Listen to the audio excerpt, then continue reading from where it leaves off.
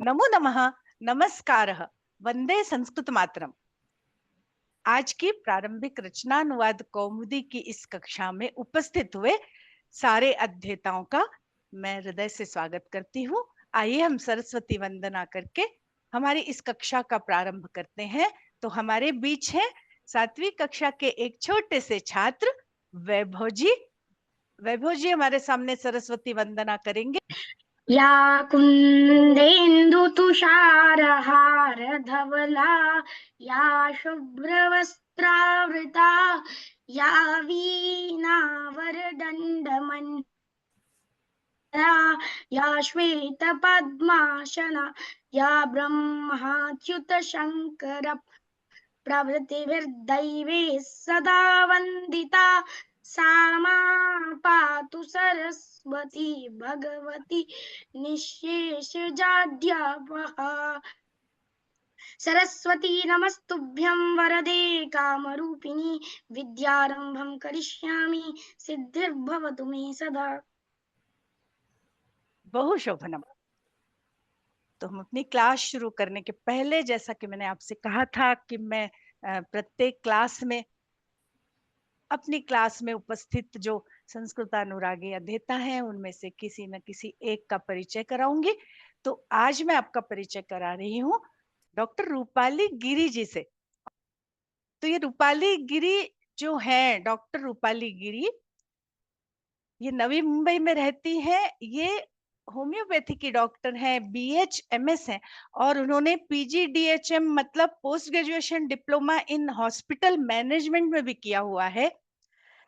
ये city programme manager for national health mission Solapur corporation में ये काम कर चुकी है।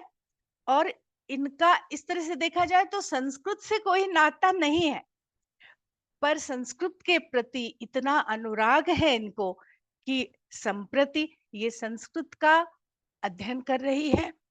क्षम्यता। इन्होंने संस्कृत गीतावृत्ति इस उपाधि को पाया है। और आप लोगों को मालूम होगा कि गीतावृत्ति का मतलब है कि पूरी की पूरी गीता कंठस्थ होना। और ये बचपन में कंठस्थ नहीं किया इन्होंने, इन्होंने अभी ये गीता पिछले सालों में गीता के सारे अध्याय इन्हें कंठस्थ हैं। ये तो इनकी क्वालिटीज हुई, पर एक बड़ी क्वालिटी, एक बड़ा जो हुनर है इनके अंदर है, वो है परोपकार का। परहित सरिस धर्म नहीं भाई। परोपकार भी वो दूसरे का परोपकार नहीं कर रही, वो संस्कृत के लिए कार्य कर रही है। हमारी जो संस्कृत ज्ञान साधना नाम का एक ग्रुप है, उस ग्रुप में प्रत्येक रविवार को सुबह सुबह 5:30 बजे एक व्याख्यान होता है उपनिषदों पर। और ये उस व्याख्यान पर टेक तकनीकी सहयोग देती हैं। उसके बाद एक हस्तामलक स्तोत्र का भी एक कार्यक्रम होता है हर शनिवार की शाम, उसमें भी ये टेक्निकल सहयोग देती हैं। और हमारे इस कार्यक्रम में, हमारे इस कक्षा में भी ये टेक्निकल सहयोग तो देती ही हैं, साथ में संस्कृत भी सीख रही हैं। और ये अगर 3 जगहों पर टेक्निकल सहयोग देती हैं तो इसका मतलब है कि इन तीनों कार्यक्रमों में ये न केवल पूरे समय उपस्थित रहती हैं, बल्कि कार्यक्रम समाप्त होने के बाद उन सारे वीडियोस को एडिट करना, उनकी रिकॉर्डिंग की हुई जो है उसको व्यवस्थित करना, और फिर जिस जिस से संबंधित है उसको भेजना, ये सब काम करने में भी इनका बहुत समय जाता होगा। तो हम अपनी कक्षा के सभी सदस्यों की ओर से रूपाली दीदी का स्वागत करते हैं, उनका अभिनंदन करते हैं और उनके प्रति आभार प्रदर्शित करके हम अपनी आज की कक्षा प्रारंभ करते हैं। तो आज की कक्षा का हमारा विषय है प्रारंभिक रचनानुवाद कौमुदी के अभ्यास 3 के नियमों पे आधारित अनुवादों को करना। पर इसके साथ ही हमने एक प्रकल्प और चालू किया है कि जो बातें रचनानुवाद कौमुदी में थोड़े संक्षेप में बताई गई हैं, प्रारंभिक रचनानुवाद कौमुदी में, उनको हम थोड़ा सा विस्तार देने के लिए कुछ NCERT की हमने एक पुस्तक उठाई है कक्षा 6 की, और वहां से हम थोड़ा सा अध्ययन करते हैं। मैंने आप लोगों के फॉर्म देखे और फॉर्म देखने के बाद ये समझ में आया कि हमारी कक्षा में लगभग 80% लोग ऐसे हैं जिनका संस्कृत विषय नहीं है। 20% लोग ऐसे हैं जिन्होंने संस्कृत में बीए एमए इत्यादि किया है, और अगर वो इस क्लास को अटेंड कर रहे हैं तो वो भी बहुत अभिनंदनीय है कि इतना ज्ञान होने के बाद भी वो फिर सिरे से शुरू से पढ़ के अपने ज्ञान का जो है की पुनरावृत्ति करना चाहते हैं। पर जो ऐसे लोग हैं जिन्होंने केवल 8वीं तक पढ़ी है, 10वीं तक पढ़ी है, या कुछ ऐसे लोग हैं जिन्होंने बिल्कुल ही नहीं पढ़ी है, वो यहाँ पर उपस्थित हैं। तो हमको बेस की मतलब बेसिक बहुत सी बातें थोड़ी डिटेल में बतानी पड़ रही हैं इस क्लास में। तो हम चल रहे हैं एनसीईआरटी की पुस्तक, जिसका पाठ एक हमने पढ़ लिया था, जिसमें हमने तत्, एतत् और किम, ये 3 सर्वनाम पढ़े थे पुल्लिंग में। आज हम पढ़ेंगे वही तीनों सर्वनाम पर स्त्रीलिंग में। तो आइए मैं स्क्रीन शेयर कर रही हूँ और हम उस पाठ को पढ़ते हैं और फिर हम अनुवाद करेंगे अभ्यास 3 के। तो ये हमारे सामने रुचिरा पुस्तक का प्रथम भाग है, जो छठी कक्षा की पुस्तक है। इसका हम आज दूसरा पाठ पढ़ रहे हैं और इसको मैंने थोड़ा सा अपने हिसाब से थोड़ा एडिट कर लिया है ताकि आपको बात अच्छे से समझ में आए।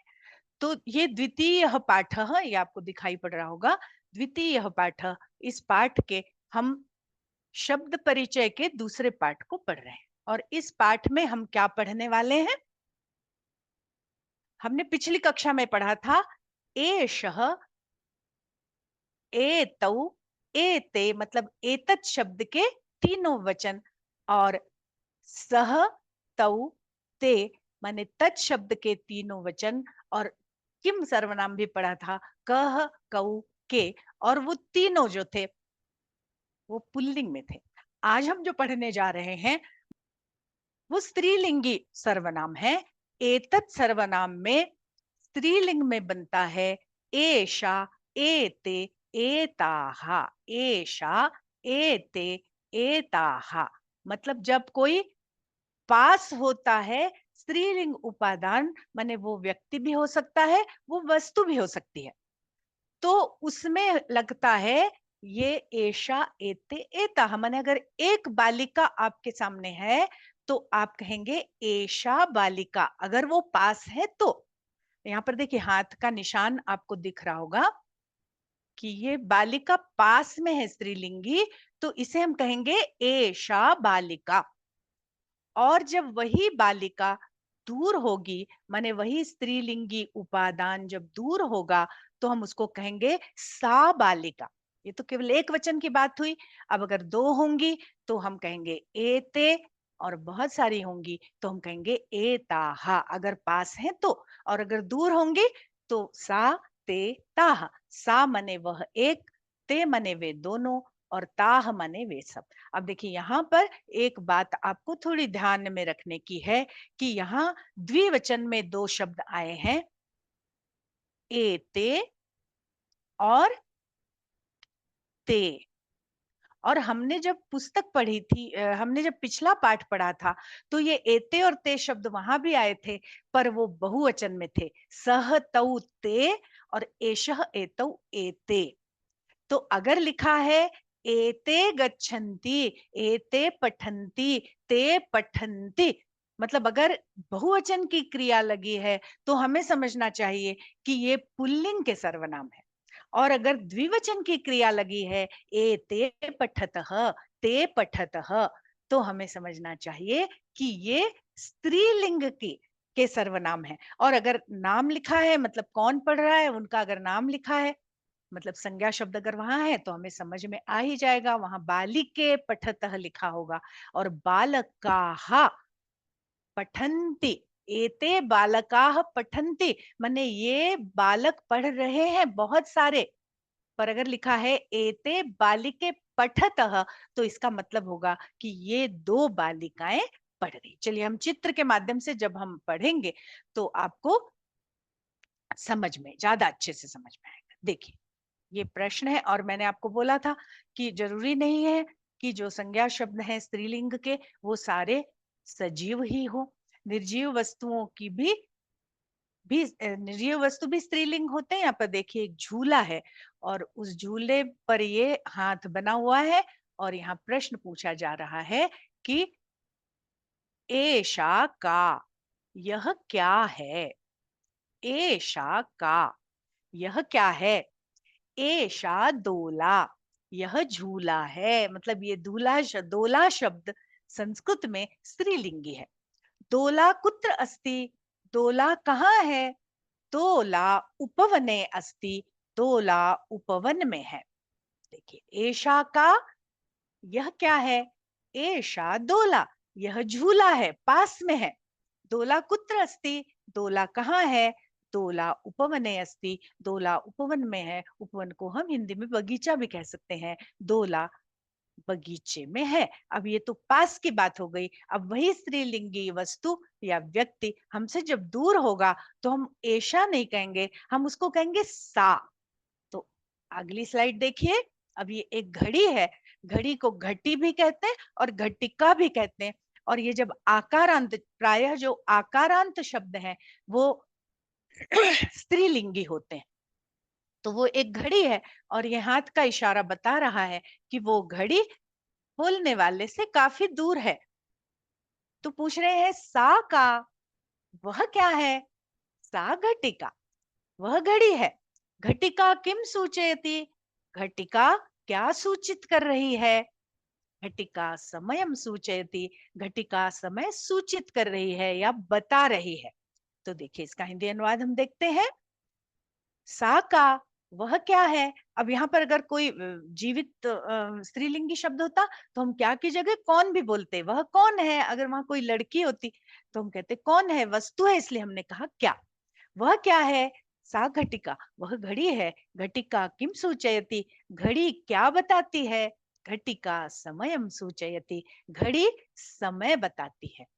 अब देखिए यहाँ पर द्विवचन का प्रयोग हो रहा है, स्त्रीलिंग के द्विवचन का। और ये दो चिड़िया आपको यहाँ दिख रही है और ये इनके बहुत पास में हाथ का निशान है और ये पूछ रहे हैं एते के, एशा एते। तो फिर के, काह, एशा एते एताह, सा ते ताह। इस तरह से एक वचन, द्विवचन, बहुवचन में रूप चलेंगे। अब ये पूछ रहे एते के, ये दो कौन है? कि मेते कोकिले, क्या ये दो कोयल हैं? है ना, कोयल, दो कोयल। कोकिला शब्द है यहाँ पर, इसलिए कोकिला, कोकिले, कोकिलाह। अगर पुल्लिंग कोकिल होता तो कोकिलह, कोकिलौ, कोकिलाह, ऐसे रूप चलते। तो क्या ये दो कोकिलाएं हैं? तो कह रहे न, एते चटके, ये दो चटक हैं। चटक का मतलब होता है चिड़िया हैं। चटके किम कुरुतः, दो चिड़िया क्या कर रही हैं? एते विहरतः, ये विहार कर रही हैं, ये घूम रही हैं। देखिए एते के, ये दो कौन है? किम एते कोकिले, क्या ये दो कोयल हैं? न, नहीं। एते चटके, ये दो चिड़ियाएं हैं या चिड़िया। अपन उसमें अगर अनुनासिक का चिन्ह लगा देंगे तो वो उसका वचन बदल जाएगा। चटके किम कुरुतः, दोनों चिड़िया क्या कर रही हैं? एते विहरतः, ये दोनों विहार कर रही हैं या घूम रही हैं। अब ये दूर हो गई चीजें। तो देखिए ये हमारा हाथ है, ये हाथ का निशान, और इससे ये जो दो जिन चीजों की ओर ये इंगित कर रहे हैं वो थोड़ी दूर है। अब वो क्या है उपादान? वो अब स्त्रियां हैं दो, और वो स्त्रियां कौन है? ड्राइवर्स हैं, वो गाड़ी चला रही हैं, है ना। तो उनके विषय में पूछ रही हैं कि ते के, वे दो कौन हैं? ते चालिकेस्तः, वे दो चालिकाएं हैं, माने लेडी ड्राइवर्स हैं। ते किम कुरुतः, वे दोनों क्या कर रही हैं? ते वाहनम चालयतः, वो दोनों वाहन चला रही हैं। और अगला देखिए, वे दो कौन है? वो दो चालिकाएं हैं, वे दोनों क्या कर रही हैं? वे दोनों वाहन चला रही हैं। अब आइए बहुवचन स्त्रीलिंगी सर्वनामों पर। एषा एते एताः, सा ते ताः, और का के काः। ऐसे राइम की तरह चलेंगे सर्वनामों के रूप। अगर आपने एक सर्वनाम भी याद कर लिया तो आपको सारे सर्वनाम याद हो जाएंगे। अगर यत शब्द होगा तो हम चलाएंगे या, ये, याह। अगर सर्व शब्द होगा सर्वनाम तो हम कहेंगे सर्वः, सर्वा, सर्वे, सर्वाः। पुल्लिंग में सर्वः, सर्वौ, सर्वे, जैसे सह, तौ, ते। अब कह रहे हैं एताह काहा, ये कौन है, ये बहुत सारी वस्तुएं जो रखी हैं वो कौन है। अब कौन नहीं कहेंगे हम, वस्तुएं, तो हम कहेंगे ये सब क्या है या ये क्या है। कह रहे एताह स्थालिकाह, ये थालियां हैं। किम एताह गोलाकाराह, क्या ये गोल है। तो कह रहे आम एताह गोलाकाराह एव, हाँ ये गोलाकार ही हैं। अब देखिए यहाँ पर हम दो अव्यय हमने पढ़े कि जब हमें कहना था नहीं ये कोकिलाएं नहीं है तो हमने कहा था न एते चटके स्तः, और अभी हमें कहना है कि हाँ ये गोल आकार की ही है तो हम कह रहे हैं आम। आम, आम मने हाँ, न मने नहीं। अगला चलते हैं। अब पास का हमने देख लिया, अब दूर का देखिए। ये जो हाथ का निशान है इससे ये दूर कुछ उपादान है ना। ये बकरियां हैं, तो अब हम इनको कौन भी बोल सकते हैं, क्या भी बोल सकते। ताह काह, वे क्या है या वे कौन है। ताह अजाह, वे बकरियां हैं, बहुत सारी बकरियां हैं। ताह दो से ज्यादा है मतलब बहुवचन है। ताह किम कुर्वन्ति, वो क्या कर रही है। ताह चरन्ति, वे चर रही हैं। तो अब ये दो तीन हमने ये भी पढ़े क्या बोलते हैं धातु, है ना। कुर्वन्ति माने कर रही है, चरन्ति माने चर रही है। तो अगर एक होगी तो हम कहेंगे चरति, दो होंगी तो चरतः, बहुत सारी होंगी तो चरन्ति। क्रू धातु थोड़ी अलग तरह से चलती है, उसका हमारे पास एक पार्ट है, हम वहां पढ़ेंगे। उसके रूप चलते हैं करोति, कुरुतः, कुर्वन्ति। और हमने यहाँ पढ़ा गोलाकाराः, ये एक नया शब्द आया। चालयतः, चला रही है। देखिए यहाँ पर थोड़ी प्रेरणार्थक क्रिया आई है ना, इसको भी हम आगे पढ़ेंगे कि कोई व्यक्ति स्वयं काम करता है तो सामान्य क्रिया होती है, और किसी मतलब करवाता है तब वो थोड़ी प्रेरणार्थक क्रिया होती है। जैसे पढ़ता है पढ़ाता है, लिखता है लिखाता है, चलता है चलाता है। वाहन को चला रही है, तो अगर वो चल रही है तो हम कहेंगे चलती चलता चलंती, और वो अगर चला रही है तो हम कहेंगे चालयति चालयतः चालयन्ति।